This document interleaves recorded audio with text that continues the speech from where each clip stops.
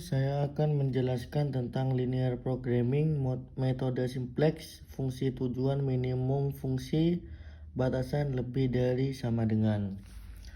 Langkah pertama, mengidentifikasi fungsi tujuan dan variabel keputusan serta memformulasikan dalam simbol matematis.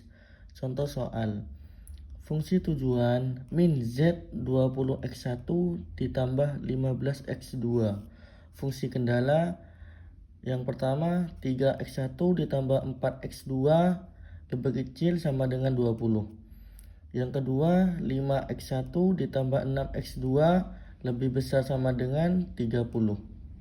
Langkah kedua, mengubah fungsi pertidaksamaan ke dalam fungsi persamaan. Yang pertama, pertidaksamaan fungsi tujuan min Z sama dengan 20x1 ditambah 15x2. Fungsi kendala yang pertama 3x1 ditambah 4x2 lebih kecil sama dengan 20. Yang kedua 5x1 ditambah 6x2 lebih besar sama dengan 30. Selanjutnya persamaan. Fungsi tujuan Z min 20x1 min 15x2 sama dengan 0. Fungsi kendala yang pertama 3x1 ditambah 4x2 ditambah s1 sama dengan 20. Yang kedua 5x1 ditambah 6x2 dikurangi s2 ditambah S3 sama dengan 30. Di sini kenapa min S2? Dikarenakan kita sedang mengerjakan contoh soal fungsi minimum. Jika di sini plus S2, kita mengerjakan soal maksimum. Jadi di sini menjadi min S2 dan ditambah variabel S3. Langkah selanjutnya min 1 dalam kurung Z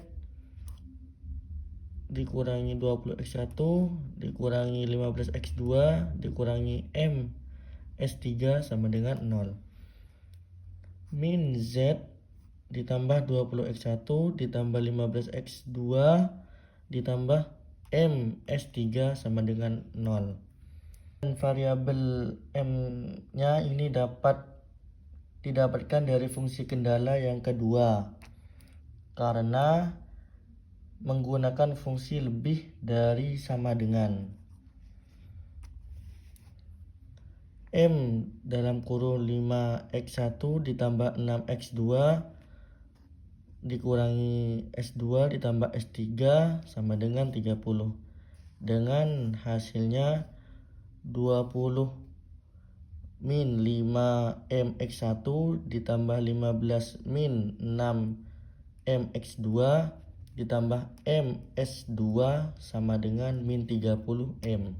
Langkah selanjutnya membuat tabel seperti ini dengan zx1 20 min 5m, x2 15 min 6m dan seterusnya. S1 nya x1 3, x2 nya 4, S1 nya 1 dan seterusnya. S2 nya X1 5, X2 nya 6, S1 nya 0. Dan menentukan nilai yang berada pada kolom dengan nilai negatif M terbesar, yaitu ada di X2. Jadi X2 akan menjadi kolom kunci. Yang selanjutnya mencari baris kunci dengan membagikan nilai kumulatif dengan kolom kunci. 20 dibagi 4 sama dengan 5. 30 dibagi 6 sama dengan 5.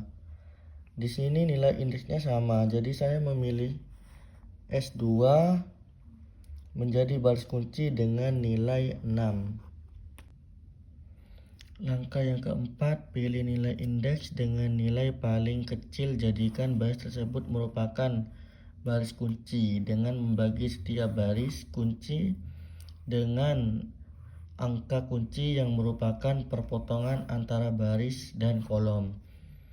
S2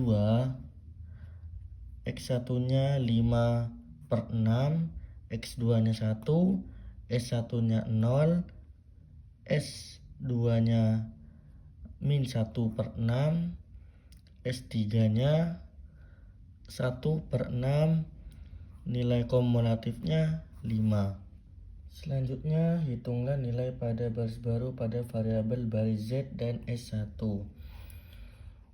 Dengan baris Z, baris lama dengan nilai 20 min 5M, 15 min 5, 0 M 0, dan nilai kumulatifnya min 30. Dengan dikalikan